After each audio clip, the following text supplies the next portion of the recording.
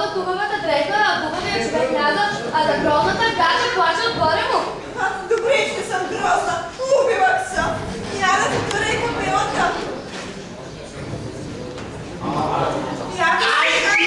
Откъде го показва? Ах, същинска мандама! Браво!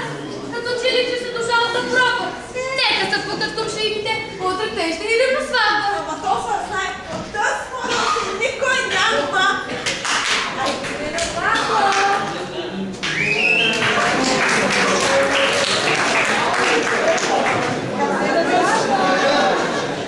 О, честита, честита!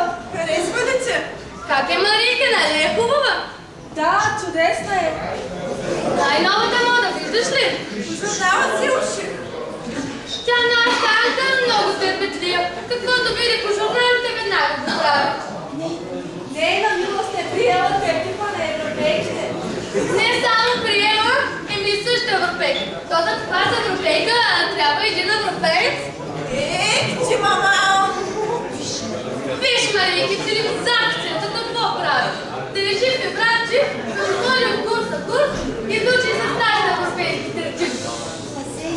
Лазече има отце, брат.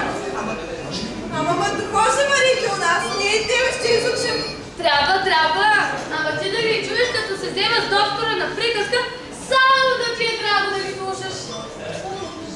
Твоя глас остава, Шака, да се учи на европейската а пък моята майка не би ме оставила. Ах, пък тебе майка ти е просто. Ти не трябва да слушаш.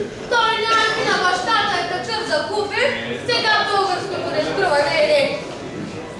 Ако решава да слуша баща си, трябва да остана до същата по-българка, просто е нецивилизована. Вие можете, ама аз, ако не слушам майка си, която има всичката грижа за мен, пази Боже. Ти, Марийки, нито трябва да питаш майка си, нито да слушаш. Тя е стара, пък и просто. Що ти разбираш от сега? Тя се знае само тенджерите и прането, ти гледа да се излучиш на сегашното, на цивилизацията. Цивилизацията речи, мамо. Да, не е цивилизацията! Но